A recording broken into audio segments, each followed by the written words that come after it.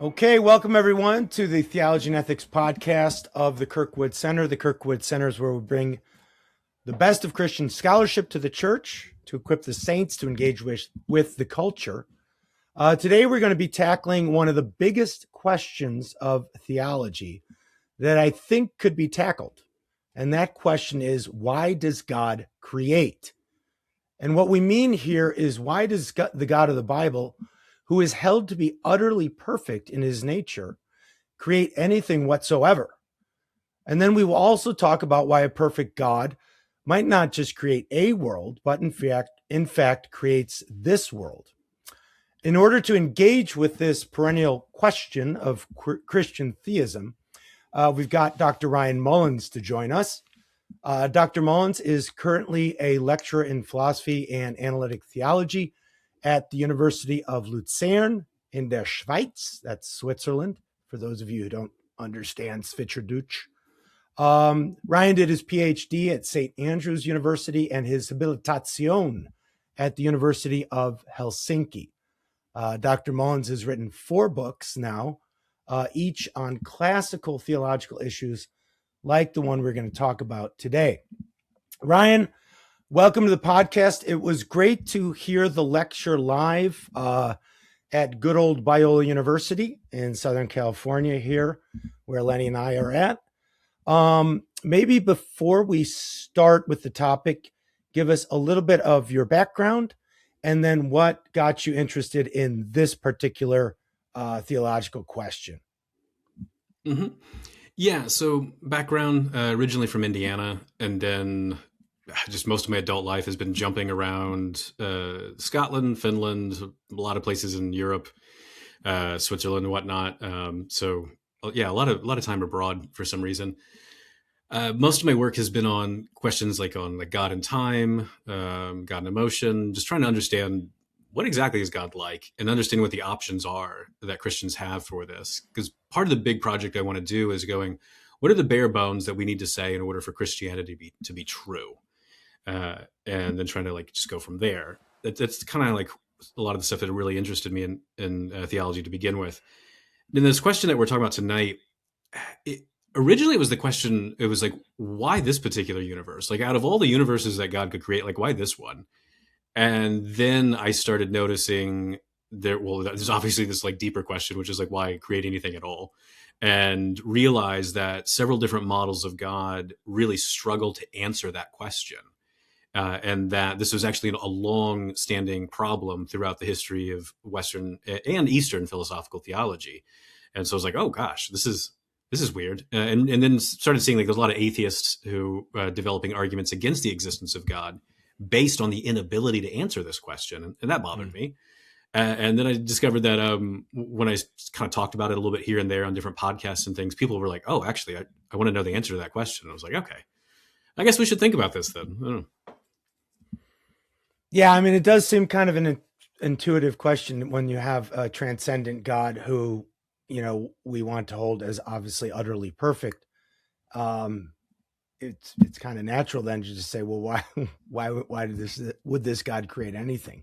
What is he? Because I think what we always think, well, and we say, well, God doesn't need anything, right?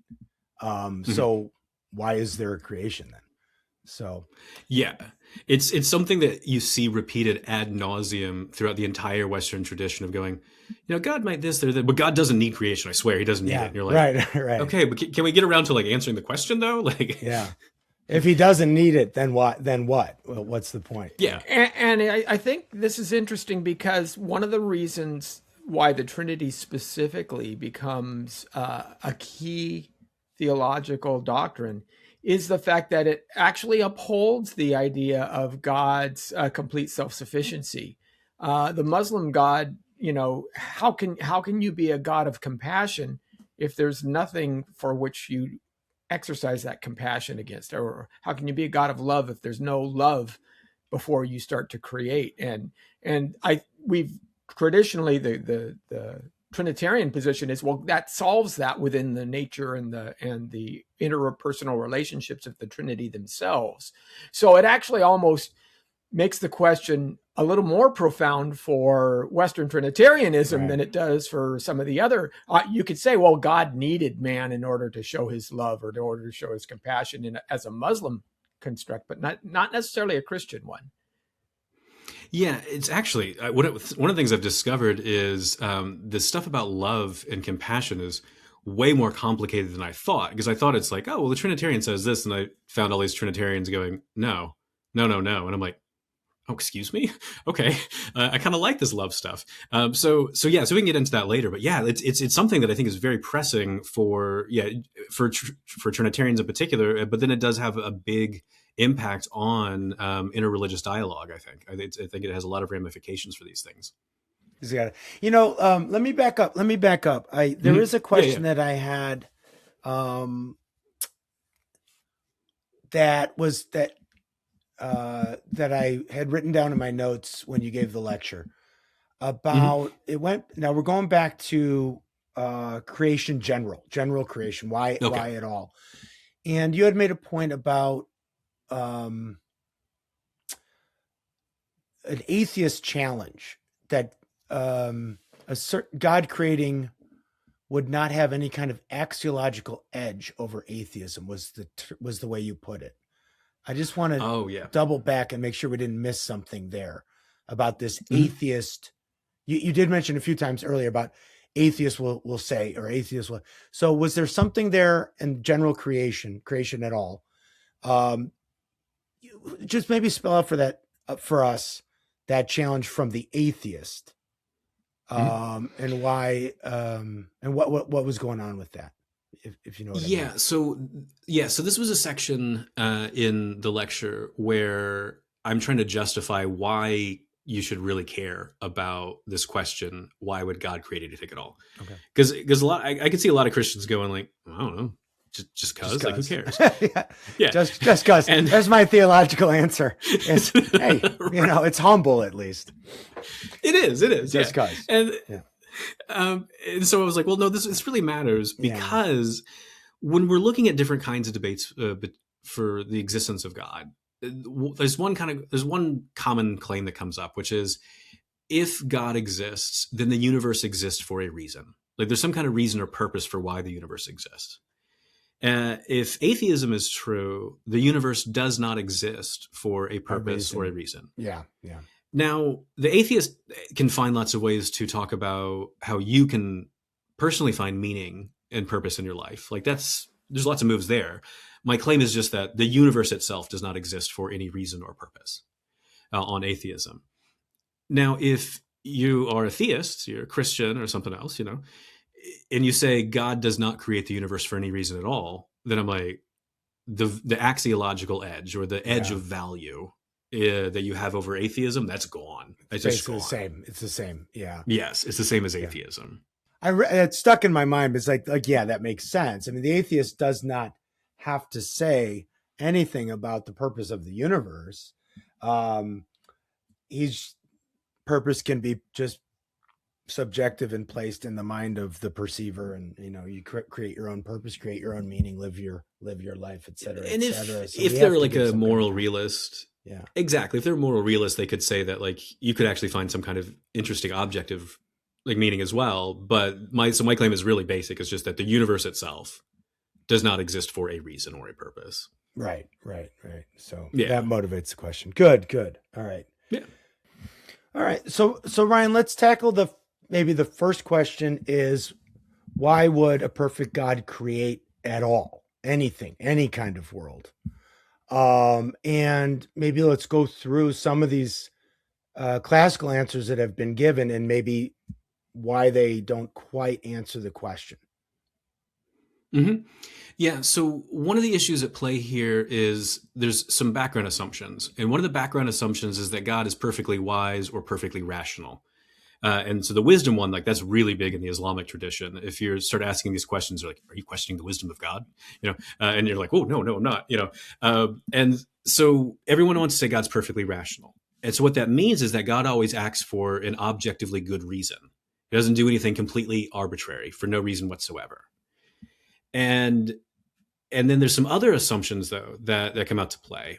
So one assumption that a lot of people, not everyone, but a lot of theists throughout history have affirmed that God is impassible, which means that God cannot be moved or influenced by any external considerations for his beliefs, emotions, and actions.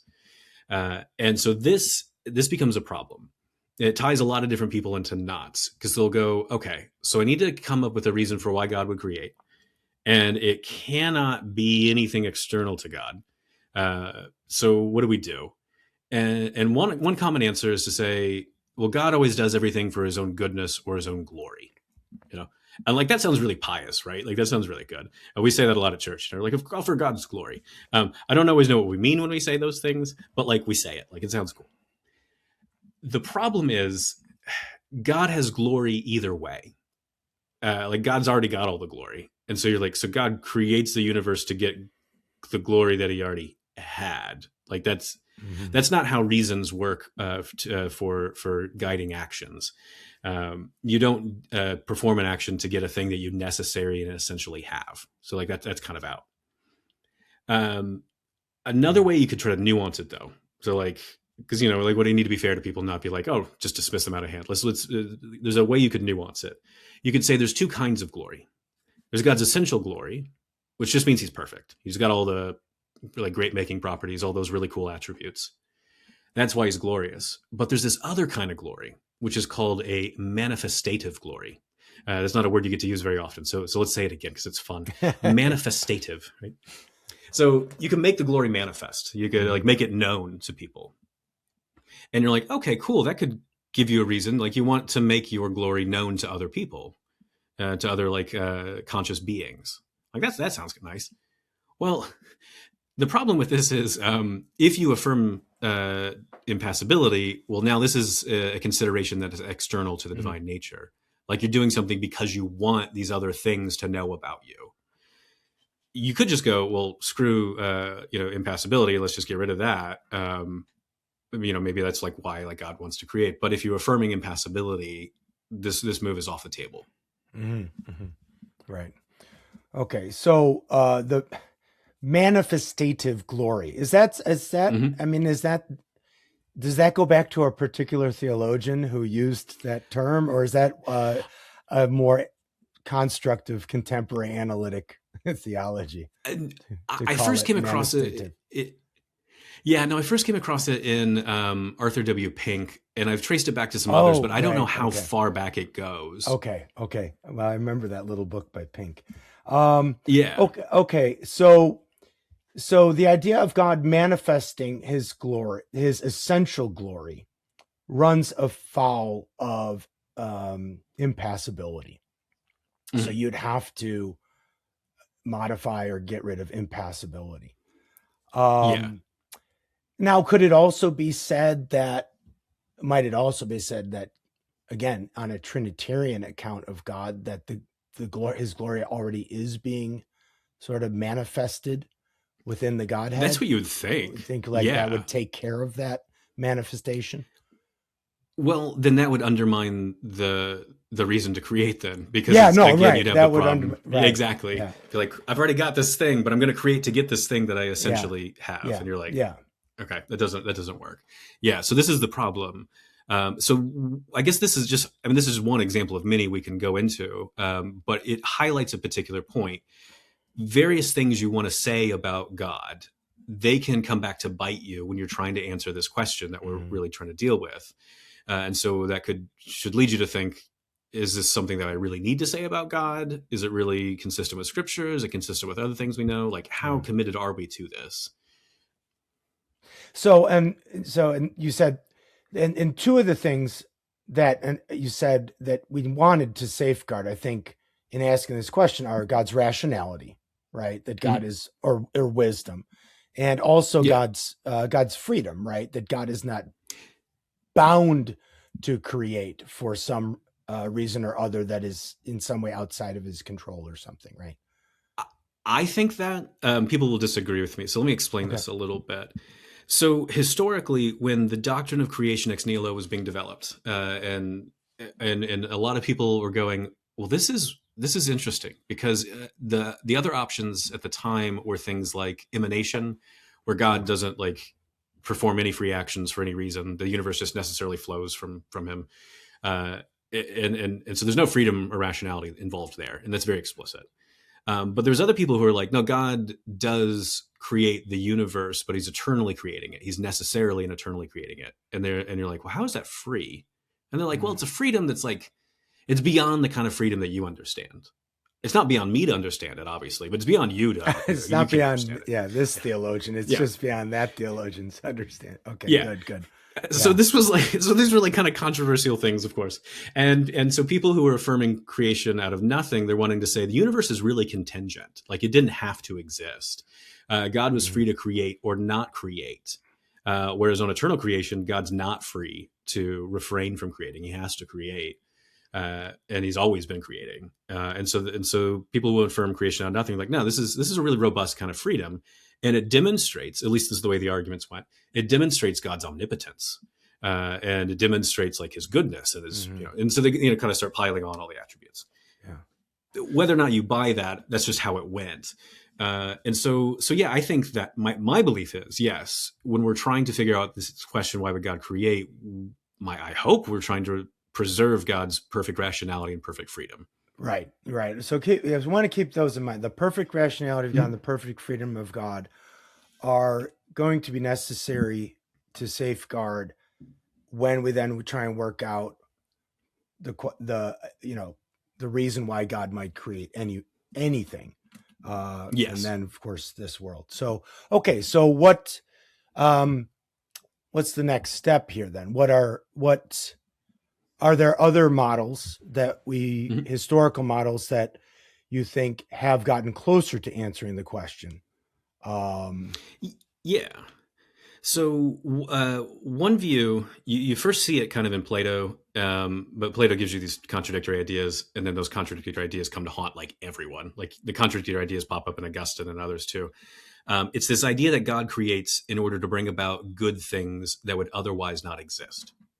Mm-hmm. So there's this idea, what's called the great chain of being, which is all the possible things that could exist. And anything that actually exists, it could possibly exist, so God's at the top of the chain. Why? Because he actually exists and he's the greatest. And then you go on down the chain of all these other lesser beings that could exist, and they're ranked according to like how cool they are or how much they're not that great. And humanity is supposed to be kind of somewhere in the middle. That's typically what people say. Not everyone agrees on that, but like that's usually this common answer. Somewhere between like math and rocks, right? Is like humanity. Yeah, exactly. Yeah. Humanity's the glory and the garbage of the universe, right? Yeah. Like it's so someone like Plato or Augustine, like one of the answers that they give is, everything on the great chain of being has some value. Like there's so it would be kind of cool if that stuff did exist. So the reason for God to create is to bring about that good stuff. That good stuff wouldn't exist otherwise. I like this answer a lot. There's some problems that could pop up though. It depends how strong you want to go with like how cool this stuff is. So there's this one idea that's called the diffusiveness of the good, or sometimes it's called the Dionysian principle. It's called that because Pseudo Dionysius affirmed it, and so people are like, "Oh, we'll just name it after that guy." That's there's not a real cool story there. It's just we're like that guy said it, so we'll call it after him.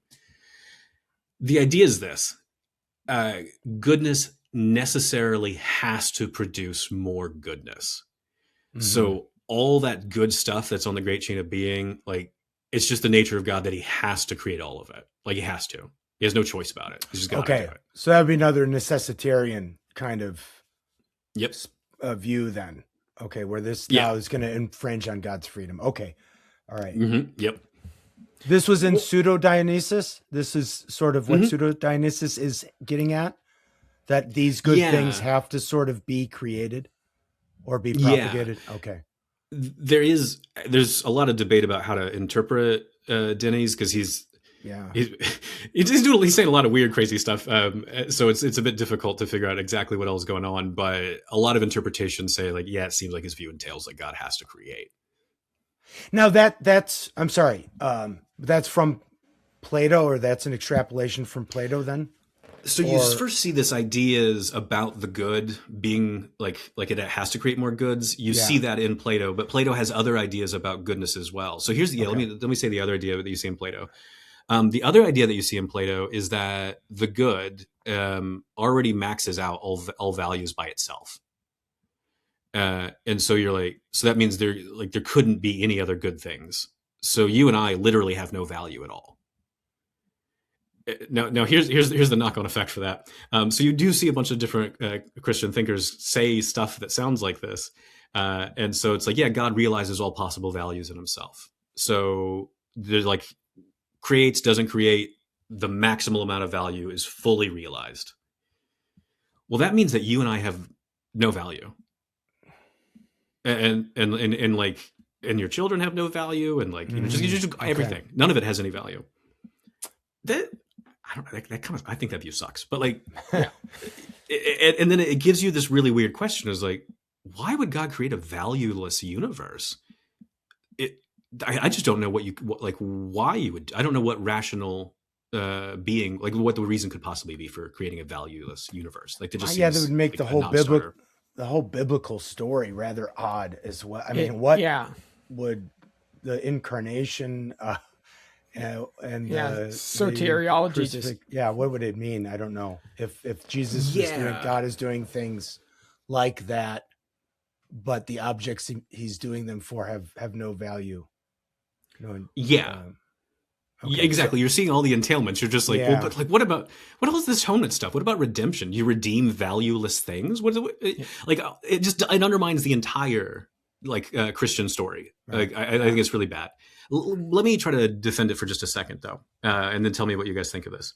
So, Male Branch. So this is like an early modern philosopher. He wrote this fun little dialogue on metaphysics and religion.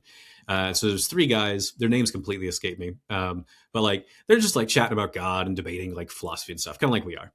And one of them is like, yeah, God realizes all the value in himself, and like God's impassible. So like, what's the reason for God to create? And he's like, well, yeah, it can't be like the value of the world, because that doesn't have any value. But what if God became incarnate? Like, that would make the world valuable, because God's the only thing that has value.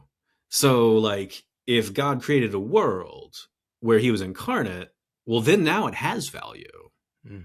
Ooh, okay. I don't know. What do you guys think about that? So like God bringing value into a creation of his that is valueless. Yeah. But then, I think there's a little bit of question begging in that, because just a little bit. You said, wait a minute, it's going to cost God a sacrifice in a valueless world in order to bring value to the valueless world. Well, then just skip the whole thing and go hit a bucket of balls. It's the whole point. Well, yeah, because he's already got all the value, and he's so already got all. It seems. I think that would go against God's rationality. That just seems irrational. What about the idea that God simply creates for his own pleasure, for his own enjoyment, because he has an aesthetic within himself and a creative aspect within himself, and just creating is simply something that it appeals to him? What about that kind of an idea? Yeah, so there's a couple ways that you could tease this out. One of which is to say, well, you're pointing out a very particular value. So it's you're giving like a specific instance of the broader answer that I want to give, which is God creates to bring about values that would otherwise not exist. And so you're just like, well, aesthetic value, like that's just really cool. Like, why wouldn't God be creative like an artist? And so the process theology crowd, they love to kind of bank off this sort of analogy as well. They're like, yeah, that's just an essential attribute of God, that God is necessarily creative. Mm-hmm. Well, now you're like, well, okay, well, hang on. How do we get to the necessarily creative part? Do I lose divine freedom?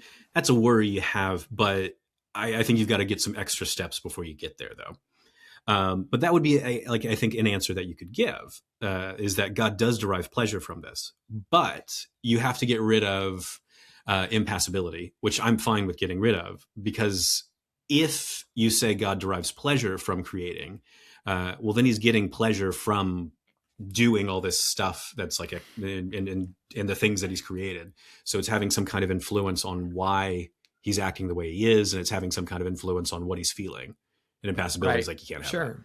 Sure. But you could just go, well, that's another reason to think impassibility is false. These are your options.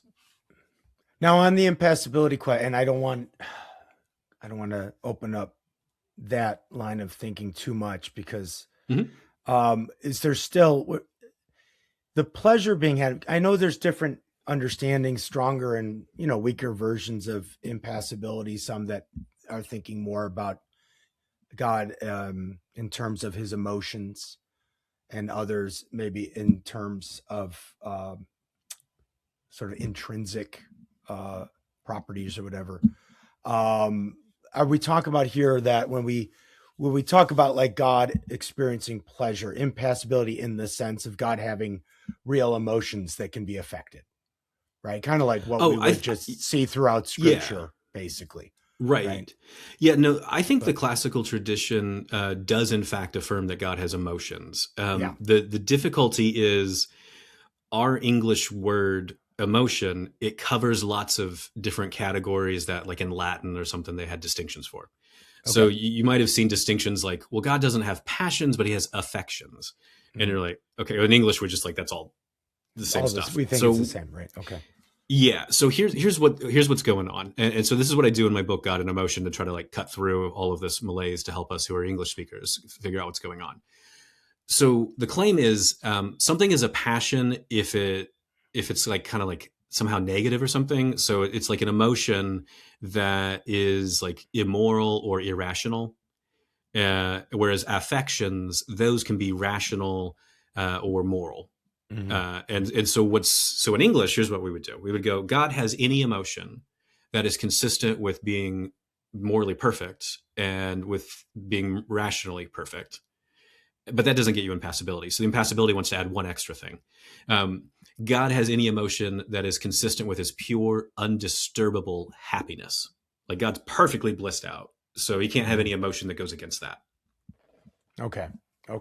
Yeah. So passions would be like indicative of like a deficiency or something, right? Well, right. or is it those, I just finished C.S. Lewis's The Four Loves. Oh, yeah. And he makes a big distinction about even how the need loves can be deficient, but they also can find their affirmation and their ultimate glory in God. And so it's I would think that passions aren't necessarily those that are deficient flat out, but they have the capability of running to deficiency.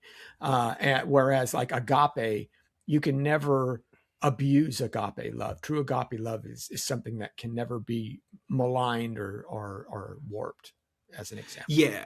No, this is good to bring up, because basically what's going on when you're looking at the Western history is people cannot agree about which things fall into the passions category and which things fall into the...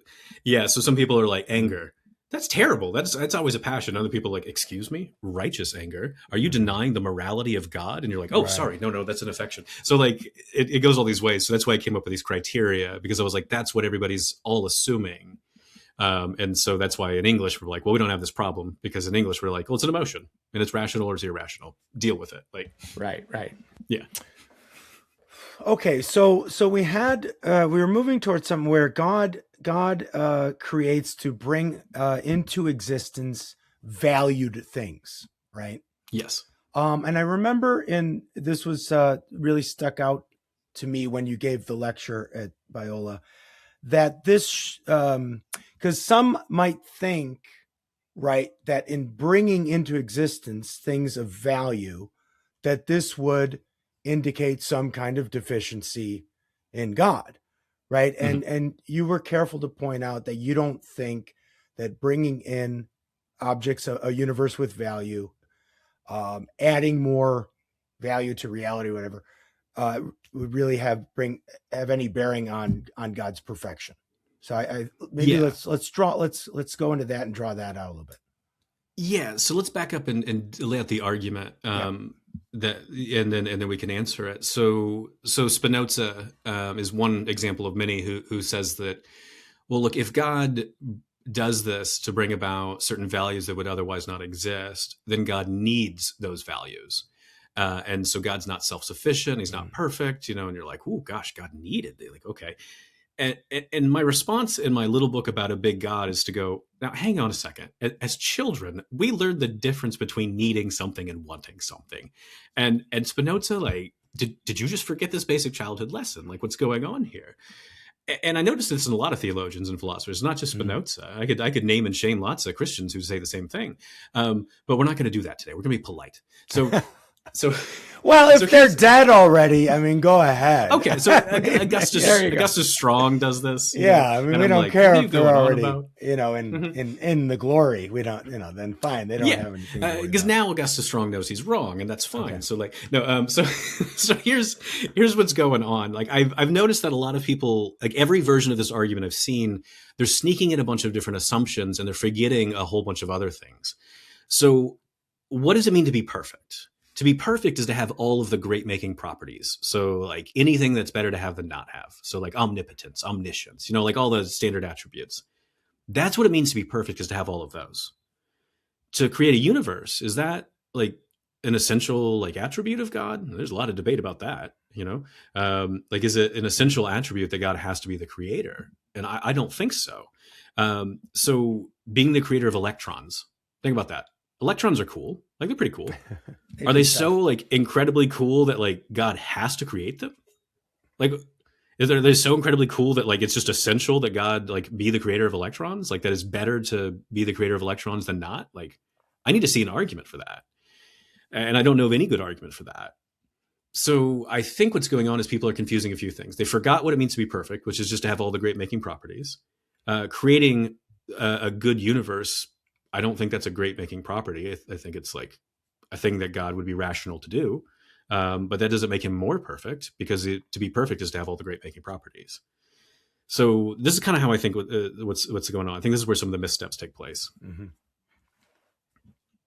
So, and if I can use a human example, and I know that we're arguing from lower to higher, but there may be a good husband who in his spare time likes to craft birdhouses. That's his hobby. That's the thing he does. He does it for his enjoyment. It's not that he needs any more birdhouses, but he builds birdhouses, gives them out to the neighbors, things like that. And you would say, well, that's nice for him. He does that, and that's good. He doesn't need to do it, but he does it. His next door neighbor plays the guitar. He doesn't build birdhouses, and he doesn't need to play the guitar. You could be just as wonderful a person without that. But in each of these acts, there is something beneficial in the act itself, right? The act itself has a value to it, be it that other people get to enjoy music, or other people get to be given gifts and birdhouses or what have you. But none of them are necessary, and none of them are in any way fundamentally changing the understanding or the value of the individual himself. They're just simply a reflection of those values that already exist. Mm-hmm. Is that fair? Yes, I like this example for two reasons. The first one is when I was in Boy Scouts as a kid, I was making like birdhouses all the time, and my parents actually pulled me from Boy Scouts because they're like, "Did you know that, Lenny?" Or is that... No, how'd you know that? All I know what is what a coincidence. You enroll in ceramic class, and everybody makes an ashtray, even if nobody smokes. Everybody makes an ashtray. Yeah. And yeah, same thing. We're like, I made like 4 or 5 birdhouses. My parents are like, are you going to teach him something else? So like, that's why, so I just thought it was hilarious, but it demonstrates the second thing, which is like the more like philosophically relevant and less funny. So there's this distinction between different kinds of reasons. And so one kind of reason was what's called a justifying reason. So this is where you have an objectively good reason to perform an action, but if you don't perform that action, you're still rational. Like, there's nothing irrational about not doing it. So the birdhouse is a great example of this. Like, yeah, you got a good reason to build a birdhouse. Like, it's fun, it's interesting. You learn a new skill. Like you add it all up. But are you irrational for not making a birdhouse? No, that's nuts. A decisive reason. This is an objectively good reason that's so powerful that rationality and goodness demand that you have to do it. Right. And so the question here is, when God is trying to figure out like whether or not to create, does God have a justifying or a decisive reason to create? I want to say that the universe is pretty cool. Like it's amazing. And so that gives reason, God, like a justifying reason to create it. But I don't think the universe is so utterly amazing that there's a decisive reason where rationality demands that God has to create it. This is how I see it. Right. Good. Yeah. Yeah. Okay. Okay. So I feel like we're maybe inching closer to the next kind of question, which is, why does God create this universe? But as to why God creates anything at all, it would be something like, well, God, a perfect God bringing a valuable universe into existence with various kinds of objects, that are good and valuable, is not, and he doesn't have to. It's not necessitated by anything outside of himself. That this does not entail that God has any lack or anything, right? And then this distinction between a need and a want. It's something God wants to do, right? Out of for pleasure, joy, and something like this, right? Safeguarding, again, both the rationality, we got the justifying reason, and also the freedom, right? God's freedom. Yeah. Anything else we should add to that before we talk about this universe or this world? Let's nuance the lack part just a little bit. Yeah. Because this is another one of those things that, like, when you're looking throughout Western history, everyone's like, well, God doesn't lack anything, and he doesn't gain anything from creation. And I'm like, he didn't have a universe and then he got a universe. Like, he clearly gained a universe. Like, come on, guys. And so they tie themselves in knots to avoid this. So I think the ridiculousness is what's going on here. It comes down to this. They're worried that if God gains anything at all, then that somehow adds to his perfection. And I'm like, he was already perfect to begin with. What are you talking about? So if an all-powerful and perfectly rational being wants to acquire a universe, if he wants to gain a universe, I think he's going to do it. I think he's going to pull that off.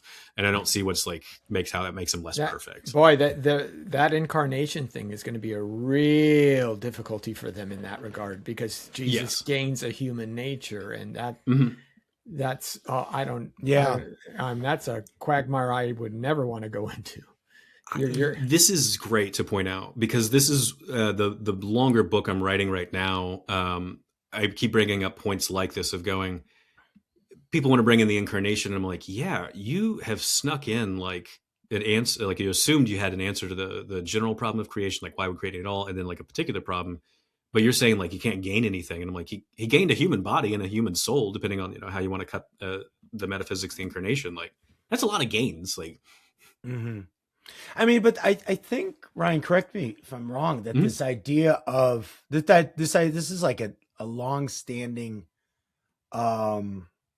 concern, right, in church history of the idea of this would mean God lacks something in his nature, right?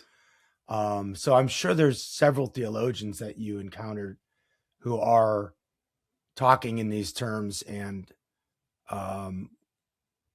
they do go down that road. They do go down that road of it can't be that God or they're concerned about the idea of any creation at all really does mean a lack in God's nature, that there's something there, that a potentiality that hasn't been actualized, right?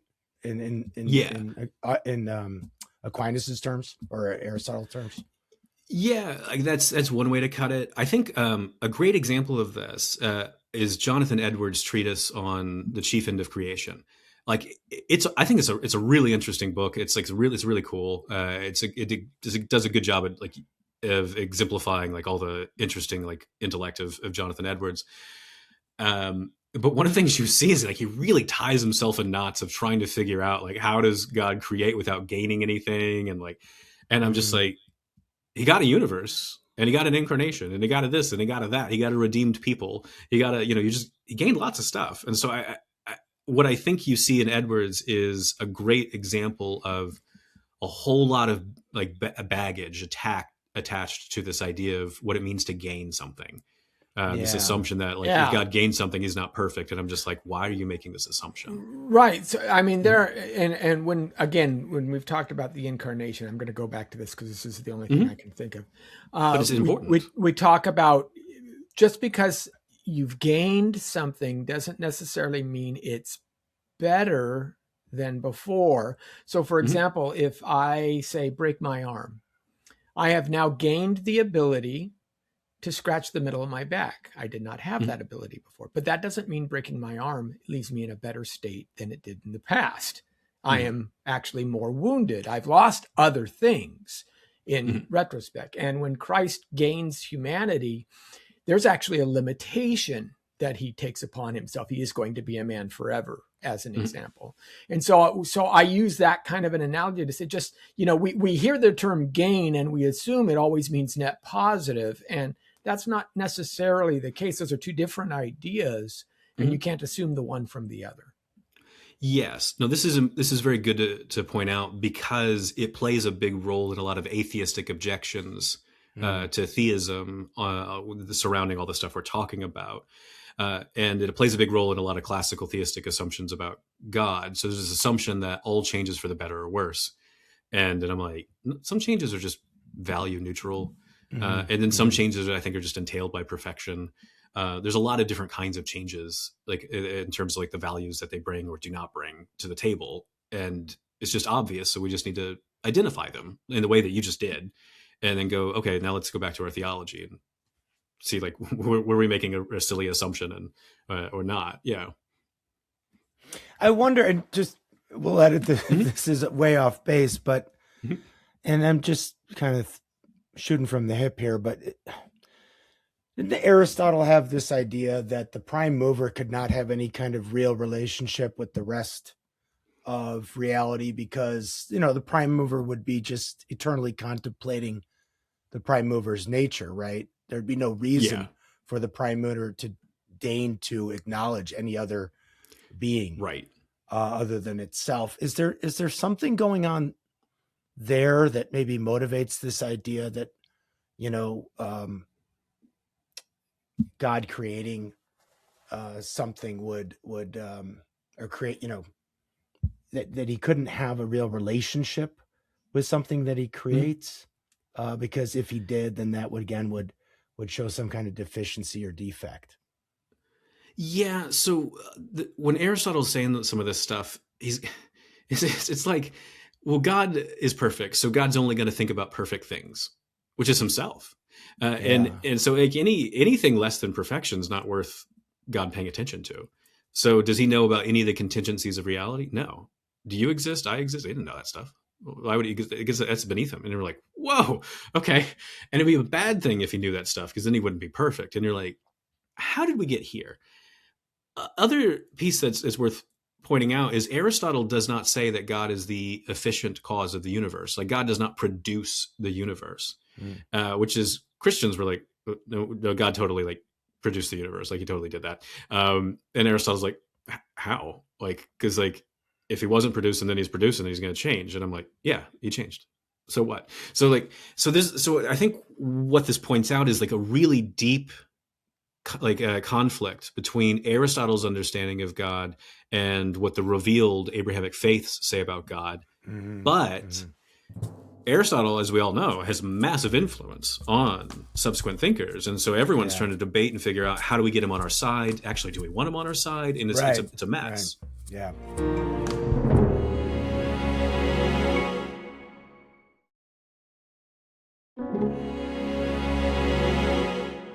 Let's get into the particular issue then, the issue of particular creation. So go ahead.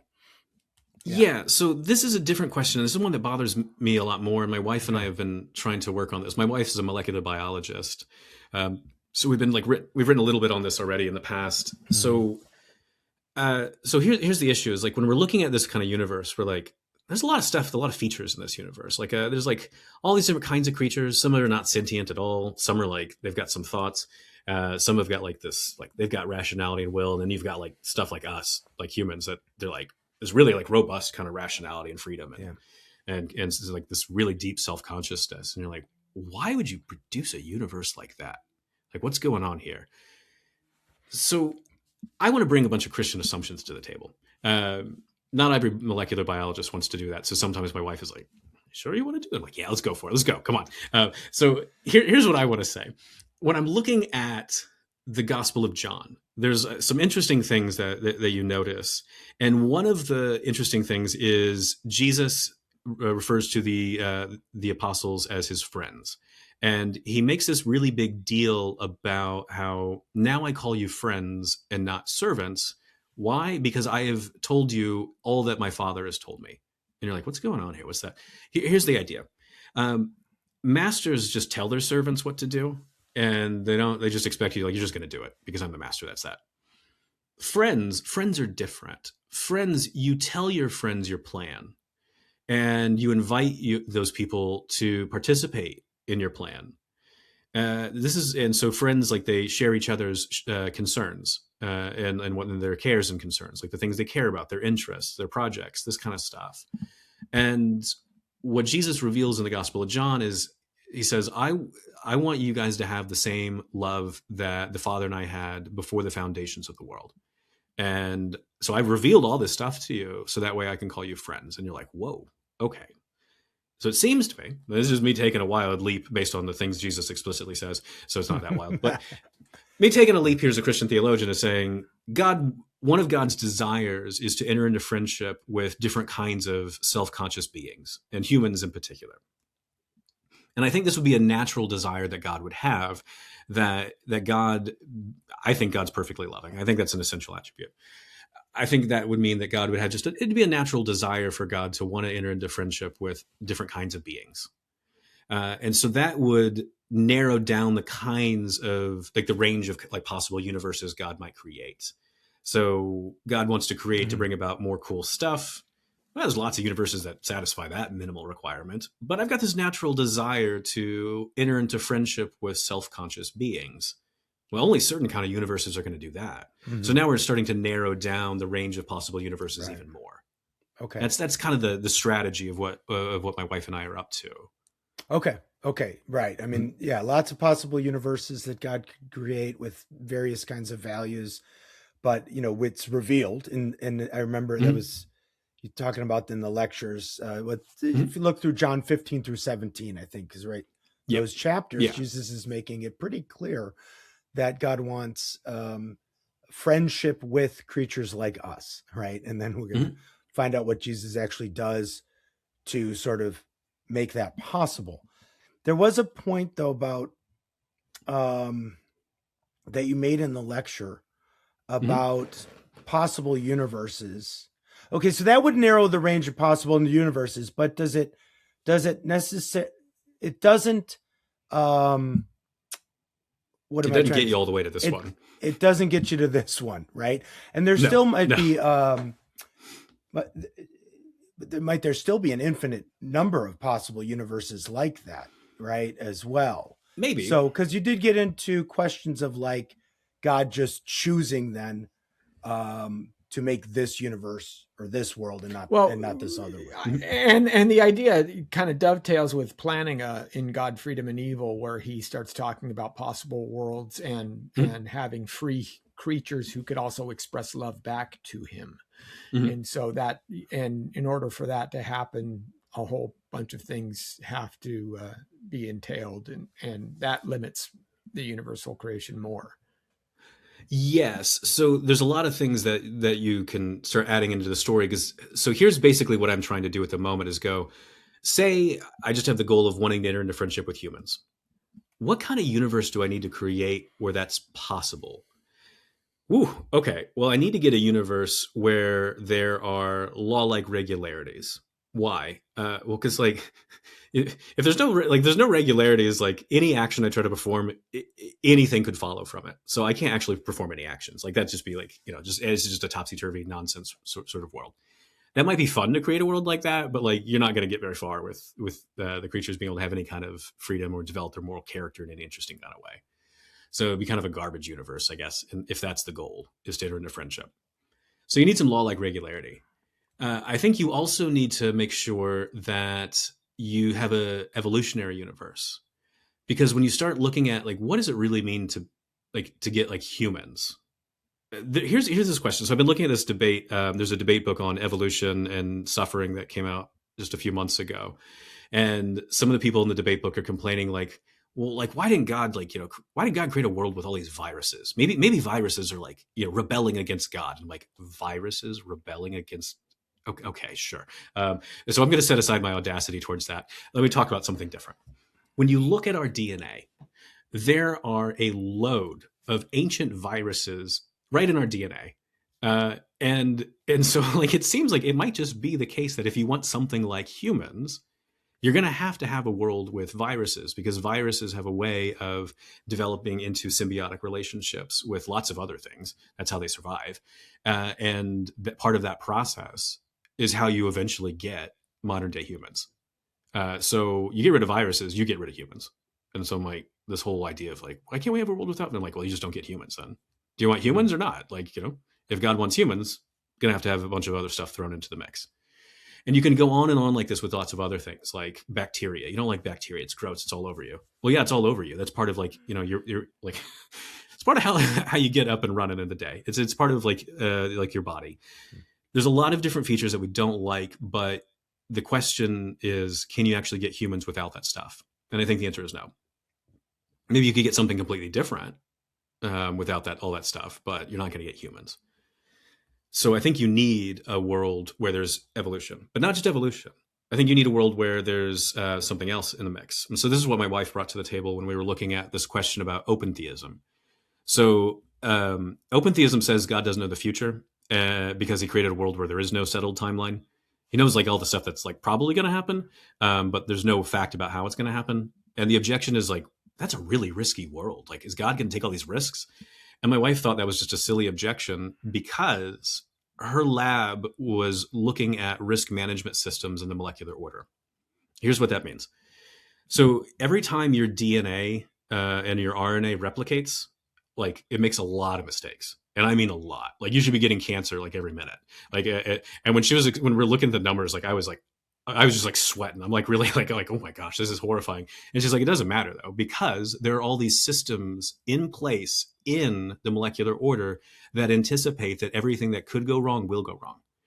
And so whenever DNA is like, it gets screwed up in the replication, there's something in the system that'll like grab that bit and like throw it away, or that'll isolate it, or that'll fix it, or that'll like destroy it. Like there's a ton of these things. So wouldn't that be the kind of universe that you would expect if God's going to take certain kinds of risks? Wouldn't you expect him to put things in the system that would mitigate those risks? This was the idea that we proposed in this paper. And I was like, oh gosh, that's interesting. I think you could apply that to lots of other theories of providence, but that's what we just did on the behalf of the open theists for that paper. And I think that's part of the story. God creating creatures with free will, that involves some kind of risk, at least it seems like. And every theory of providence wants to figure out how you mitigate those risks. Putting stuff in the molecular order that mitigates a lot of risks, that guarantees that you're going to get creatures, a wide range of creatures with stable DNA that can actually live long enough to, not just simply survive, but thrive. That feels like that's going to be part of the story of the world that God's going to create. Okay, so that story that you laid out there with the evolutionary history and these various things that we, usually see as negatives of creation, right? Mm-hmm. Viruses and bacterias. Are you relating that to so you're saying this is how God brings about free creatures? Is it tied in with the freedom of the human person? It's actually a bit more. So here's, I guess, let me back up. So if you're trying to create a universe when you want to do two things, one, you want to bring about as many valuable things on the great chain of being as possible. And you want to make sure you get self-conscious creatures like humans that you can enter into friendship with. How do you do that in one go? Because Leibniz, he's like, God's going to try to figure out the most efficient path to do these things. And I'm like, maybe, I guess. Okay, fine. Then we'll go with that. If you create an evolutionary world that has all these risk management systems built into it, you've now got this mechanism that's going to produce lots and lots of different kinds of things in the great chain of being. And you need all those things that are further down the scale. One, because they have value, they're cool in itself. But two, they have instrumental value in terms of getting things higher up the chain of being, like you and I. And these sort of things, these different mechanisms, these different ingredients, they create the conditions for creatures like you and I to have freedom, to develop our moral character, to enter into relationships with other beings and God. It's all part of like the necessary backdrop to get just to us. So the That's what I'm thinking. viruses and these lower level created objects or created things would have a kind of intrinsic value of their own. But Correct. then they That's what also I have an instrumental value in being part of the process by which conscious beings like us come into existence, who are, to use your own a term in the talk, is sort of God's most central purpose for creation, Yes. which is the conscious, free human being that God wants to enter into friendship relational. with. Yeah. A relational being. Okay. Yes, exactly. Because like viruses, like, I guess it's kind of cool. It's not like the most amazing thing, but you can't enter into a relationship, a meaningful relationship with them. But they would have their own value, right? They would have their own value, but then also this additional value of being part of what brings the conscious, the friends of God into existence. Yes. Okay. And this would be God selecting from a pool of possible universes. But are we saying that this is then in the Leibnizian sense, the best possible universe that God could create? Or is saying that God has many possible universes he could create, and he just, at some point, he just has to pick one because you could go on forever and never create something like that? Yeah. So I want to go with the second one. Let me explain why I don't like the best possible world stuff, I guess. Because everyone in the audience is like, why would you go with that second one? I'm like, because I'm just crazy. That's why. No, I've got reasons for why. So so the Leibnizian best possible world, the claim is that when God's looking at all the possible things he could create, like one possible world like fully satisfies that whatever that reason is, and rationality and goodness demand that God has to create it. So God would be irrational if he did not create it. So he has no choice about whether or not to create. So I'm like, okay, you lost divine freedom. That's pretty bad. And there's some like moves you could make to try to get the freedom, but I'm like, nah, come on. The other problem, the most serious problem, I think, is that the idea of the best possible world, I don't think it's coherent. I can give you a few different reasons. One is that it's hard to figure out like what makes a world like perfect. And Leibniz says like, well, it's going to be the best possible timeline. I'm like, the best possible timeline. Okay. So imagine there's this timeline and then there's another one that's just like, just as like identical to this one, except for one fact. So right now I'm wearing a Bleed From Within shirt, hoodie. So it's a metal band from Scotland. But imagine that instead I was wearing like a Slayer shirt instead. Both of these bands are very good. And one's not better than the other. You can fight me on that. But like, what would be better about the universe where everything's exactly the same as this, but I wear a Slayer shirt instead of a Bleed From Within shirt? Like, I can't see any significant difference there, but the Leibnizian's going to have to say there is, like there really is. So then we would say there are many possible universes that God could make, all of which are equal in value. Yes. And he chooses That's a possibility. One. Yeah. And he chooses one. Yeah. So like there's this debate about what if like there's always just a better and better and better world. Yeah. We can always add some one other people more kind of thing. Yeah. And some other people go, no, maybe there's like a whole bunch of stuff that they're all like equally good. And so like God just like, and so like, what do you do? The answer is kind of similar to with some nuance though, of how you address either of them. And that it's that God just picks one. Now, not everybody likes that. But what in the lecture that I gave at Biola, the Swindell lecture, I looked at Isaac Watts, who was the hymn writer who wrote like Joy to the World and things like this. So he has this really fun essay that he wrote on divine and human free will. And so he's like, well, to be rational and to be free is like you perform actions on the basis of a good reason. And you've got to have choices, because that's what we really care about when it comes to our freedom. We've got choice, because we're American. That's okay. Maybe that's not what he said. English. But like, yeah, he's like, make Britain great again. That's what he was saying. So, so he comes up to this particular issue, though. He's like, well, okay, so imagine there's what these they were called Buridan's ass cases. So Buridan's ass was like this donkey who's like, I'm hungry, and there's like a bale of hay to my left and a bale of hay to my right, but this donkey's somehow perfectly rational because like that's a thing, I guess. And so what does the donkey do? Like he doesn't like both of them are equally good options, but he doesn't have a reason to go for one or the other. So he's just going to starve to death. And you're like, Right. Well, that doesn't sound like a perfectly rational donkey. That sounds like a dumbass, not a smartass. So like, what is going on here? And so Isaac Watts is like, this is ridiculous, guys. Are you seriously thinking like, so he's like, imagine a guy is like trying to create a wall, he wants to make a brick wall. And he's got like a ton of bricks that he could like use. And like the builder's like, oh gosh, which brick do I grab to like make this wall? And he's like, no, that's irrational. That's dumb. Don't do that. And he goes through a million examples of this. And you can just see like how exasperated he is with it when he's writing, which is very funny. So here's the move he makes. So this is my language. It's not his, but it's what he's doing. So there's a distinction between an utterly arbitrary act and a nested arbitrary act. An utterly arbitrary act is an action performed for no good reason at all. And like, that's not good. You can't have that. A nested arbitrary act. This is, so Sam Liebens and Tyrone Goldschmidt, they say, this is when God always acts for a good reason unless he has a good reason not to. And you're like, wait, hang on, he's still not got the good reason. And you're like, yeah, that's because that's what they do. They're always cheeky like that. So you've got a good reason to build a wall because you want to build like the temple in the Old Testament. This is one of the examples Watts gives. And any of the bricks is just good as any other. And if you don't like just grab one of the bricks, then like your entire rational plan is just going to fall apart. Right. So you would be an idiot if you didn't just grab one of the bricks. You've got a good reason to just arbitrarily select a brick.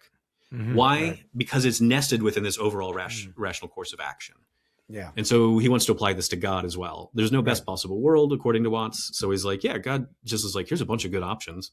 Just pick one and get on with it. And that's the rational thing to do. Right. Okay. Yeah. That's good. Yeah. That's what Watts thinks. That's what I think. Yeah.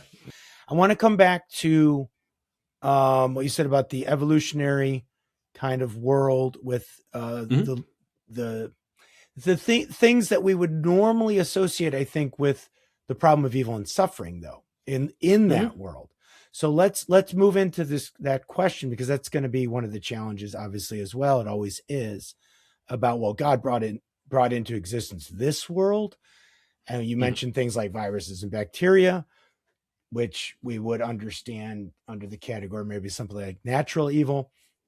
And then, of course, we could talk about the problem of sin as well. How could this be part of one of these, maybe there's no best possible world, but one of these very good worlds that God chooses from. So how is this act of creation, how is it going to relate, or how are we going to address the problem of evil and suffering on this? Yeah, so I've already said stuff about, like, I guess that kind of addresses the natural evil question of like the sort of basic ingredients you need for a universe that's going to eventually throw up humans, if you allow me the phrase, the throwing up humans. Vomit out. Yeah, just it's just evolution is just like throwing up this. Well, that doesn't sound very good now. Maybe we should. Yeah. Change okay. So for evolution to produce beautifully and gloriously things like produce human beings or something. Yeah. Okay. So that's part of the story there. When it comes to like sin, though, I mean, that's like I don't like sin. I really don't like it. I really hate it when people sin against me. I usually give myself a pass when I sin against others, but like in general, like, we shouldn't like it. If God's going to create beings that he can enter into friendship with, I think that there has to be a degree of autonomy and freedom there. Because friendships that are coerced, that's Stockholm syndrome. That's not friendship. Friendships that are programmed, I have not had any students express that they've got their best friend is AI, but I've seen a lot of other professors starting to say that their students are saying things like that. And I find this horrifying because I'm like, it's just a predictive text. Your best friend is that's not. Yeah. And that horror and shock that we have, regardless of what your views are on free will are, I think a lot of people are like, excuse me? Why? Because we know deep down that if something's fully programmed, it's not like, that's not friendship. That's just not friendship. Right. So if God wants friends, like friendship with something like humans, he's going to have to give them free will. And that means that there's the real genuine possibility that we're going to not like accept God's offer of friendship. To further add to this, ask yourself this question. What kind of people do you want to call friends? Do you want people who are virtuous or vicious? Do you want like garbage people from Philadelphia, or do you want like really nice people from Finland? These are the questions I've had to ask myself after moving to Philly. I think God wants people who are virtuous. He wants people who have the fruits of the Spirit, like love, joy, peace, patience, kindness, goodness, this sort of thing. How do you do that? Well, you can't just like dump all of the virtues onto somebody and just like, because then you're like pre-programming them. You have to allow them to cultivate the virtue themselves. And that just entails the very, very genuine possibility of sin in this world. So it's part of the prerequisite to get the kind of beings like us that could possibly enter into friendship with God. And the law-like aspects, I think, play a part in this as well, right? So, for example, I did a debate once where my interlocutor said that even with the problem of natural evil, how the 2-year-old deer who slips on the frozen pond and drowns and suffers and or is torn apart by a bear, how can an all-loving God allow that to happen? Because it doesn't benefit. There is no soul-making capabilities there. It's just an animal who's suffering. And how is that part of God's plan then for this world? And I would think that one of the things that I say in response is, first of all, it actually does have value in the sense that it shows what the ultimate consequence of sin does, because sin is in this world and evil is in this world, and we don't want, we're talking about it, right? So there's a knowledge factor that says that's bad, and we don't want a world that runs towards sin, because that kind of level of suffering would increase. So there is a pedagogical, I guess, benefit in it, but also there has to be consistency in those laws. God can't make a universe that abides by the rules of Calvin Ball. Let's just put it that way. You have to have consistency, otherwise you, as you say, you lose the witness of God. So I think those are important. I think it's very important. One of the things your example points out, though, is there is a constant mismatch between our expectations of God and then what we see in the world. And so one of the expectations that was built into your student's question was, well, how does it in like the standard like deer suffering example is like, how does this produce like some greater good? And that's an assumption that a lot of people have in their theology. It's not an assumption I think you have to have, though, because it could be not everything does lead to a greater good. Sometimes just bad stuff happens and there's an explanation for why it happened. That's just what happens when a deer enters into like a really like slippery like frozen pond. So there's just no more to the story. So there's still an explanation for why it happens, but doesn't like benefit anything necessarily. So on some different theological views, you do have to have like everything is connected to some greater good. But on other theological, like other theories of providence, you don't have to have that. And one of the things I try to point out in my little book about a big God is the way that these issues impact the problem of evil. But I point out this other deeper issue too, which is, what exactly do we think God's obligations are? Because this should change our expectations about God. If you think that God's if you think God's obligations are to create a universe that is consistent in order to maintain the genuine possibility of all these creatures having a chance at not just life and survival, but thriving, and then an opportunity for creatures like you and I to enter into friendship with God, God can't always intervene. He's got obligations to uphold some kind of consistency in the world. Does that mean God can never intervene? No, I don't think so. I think God can intervene, perform lots of miracles, but like, how often does he do that? I don't know. And does everything have to have some deeper like greater good. I don't know. I don't think so. Yeah, it's a question of his glory as well. If he's beholden to his creation, then that questions his, his rank over creation. Yes, because if you think that God created the universe for a particular reason, you think he's going to be beholden to his reasons for why he created that universe. And this is the point that, like Edwards, who I mentioned earlier, Jonathan Edwards, this is why he thinks the question we've been talking about this whole hour is so important. If you answer why God creates it all, that sets the framework for all of God's subsequent actions. Your entire theory of providence, your entire theory of atonement, incarnation, any of this kind of stuff, it's all going to conform to whatever God's goal is. And so all of God's actions are going to be progressing towards that goal. So the way you spell out the goal is going to impact the way you spell out the rest of the Christian story of the world. Yeah. Yeah, and just to say it again, so you called that goal God's most central purpose. Not that there Correct. couldn't be other purposes for creation. Yes. But the most central purpose again, and you went to John 15 through 17, to create conscious creatures like ourselves with whom God could enter into friendship with. And those creatures would have to be free, but then they'd also have to be holy, right? I think you said. I don't know if you use that because I didn't use holy, but yeah, or sanctified. How right? Redeemed. It doesn't. It's all fine to me. Those all sound very good biblical words, right? So it leads us to then creation, fall, and redemption, right? Incarnation and redemption in Christ. So I like that answer. That's why I wanted to have you on, because I like that answer. And that getting to that most central purpose, which then I think did give a good explanation for, again, creation, fall, the fall in virtue of the free creatures that God wants to have relationship with, and then the sanctified, holy, redeemed creatures explains the incarnation, atoning sacrifice, and resurrection. I'm just curious about it. Does one soteriological position become more favored in this view? It sounds a little bit Molinistic to me. I mean, Calvinist Molinism, Arminianism, etc.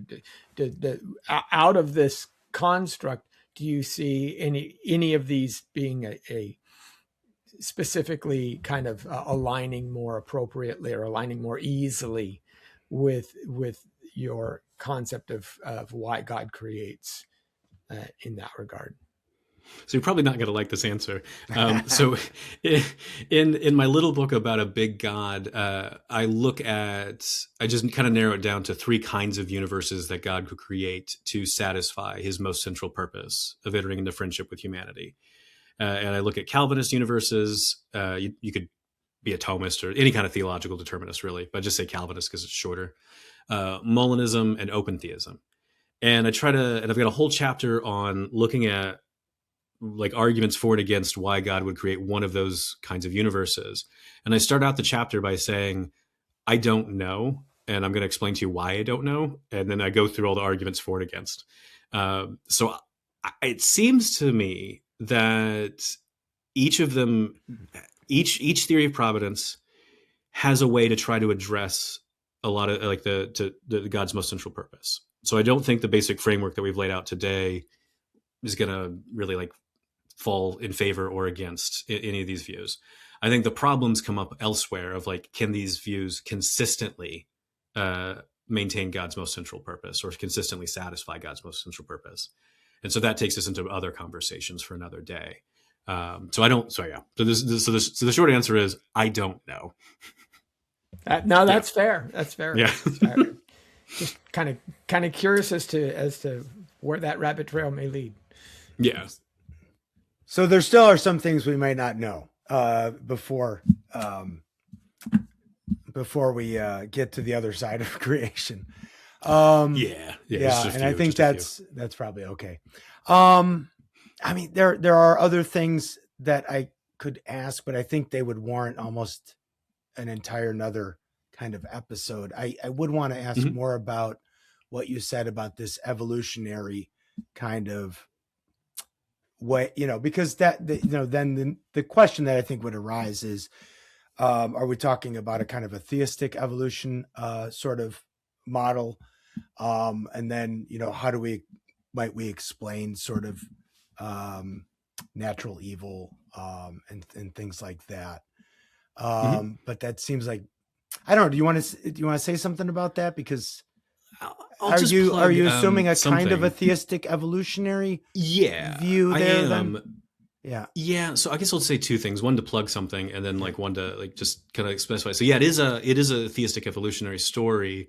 But one of the issues is like there's this question about like neo-Darwinism, which says that like things are like utterly random, like they don't benefit like anything at all. None of the random mutations could ever be for the benefit or for the dead. They're just utterly random. Yeah. And there's a lot of stuff that's come out over the last few years that are really weird that I didn't understand the significance of. There was this one paper that came out a few years ago. My wife was really freaking out about. So Arabidopsis, I don't think I said that right. Probably didn't. Is a plant that is the kind of main model for a lot of plant biologists. And what it looked like, what this paper was saying, is that the way its DNA has been preserved is because the way it's evolved could only be for the benefit of the plant. And I'm like, okay, what's the big deal? And she's like, that means it's not utterly random. And I'm like, yeah, but does neo-Darwinism? She's like, yes. And I was like, oh, okay. So I didn't feel the big significance of this, whereas like all the plant scientists like in the UK at the time were just like freaking out because it had no benefit to anything else in the environment. Is that the idea? Or it's like in the whole it just process purely benefits the planet. So there's an example that I had heard before is when you go down into some of the Mariana Trench, some of these deep areas, there are obviously light is limited, but there are some fish that they found and they pull out of it that are spectacularly colored. And it's like, well, this has no evolutionary value whatsoever. Why would a fish have all of these beautiful colors if it's swimming in a lightless environment? And the person could be that God just loves to make beautiful things and he just put the fish down in there and there you go. Yeah. And then we discovered and then we discovered them. So I don't know how far to go with any of this, mind you, because I'm not the biologist. So, but there's different kinds of things that are like really shaking people up to go, okay, we need to rethink exactly how random this process is. There's a lot of randomness involved, but like how random is it is like the thing that's worrying a lot of people, which is fine. We should always be worried about our theories and make sure they test and see if they work out. But let me plug something. So, at the University of Lucerne, we're doing an open lecture series on God and modern science right now. So in April, I don't remember when exactly, I forget the date. My wife and I are going to be doing a presentation on our paper on God and open theism and risk management in the molecular order. So if you've got like more questions where you're like, how does this work? Just register for that, and then you can ask a question during the Q&A, and we'll ignore your question. We won't answer it, but at least you've asked it though. So cool. Okay. Well, this has been the Theology and Ethics podcast of the Kirkwood Center. And we just had Dr. Ryan Mullins on to talk about why God creates. Ryan, thank you, for coming on with us. Hope you get back to, well, I'm sorry. Are you coming back to Philadelphia or just the U.S. in general? Philadelphia.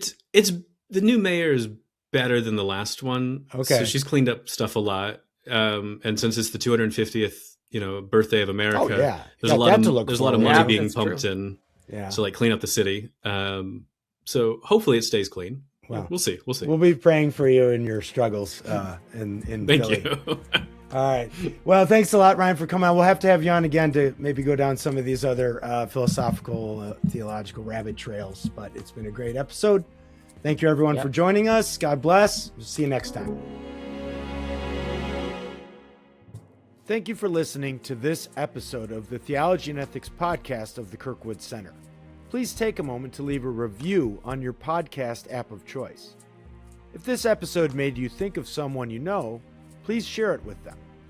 If you want to get in touch with the Kirkwood Center, you can call or text us at 909 493-7799 or send us an email at contact@kirkwoodcenter.org. You can also visit our website at kirkwoodcenter.org.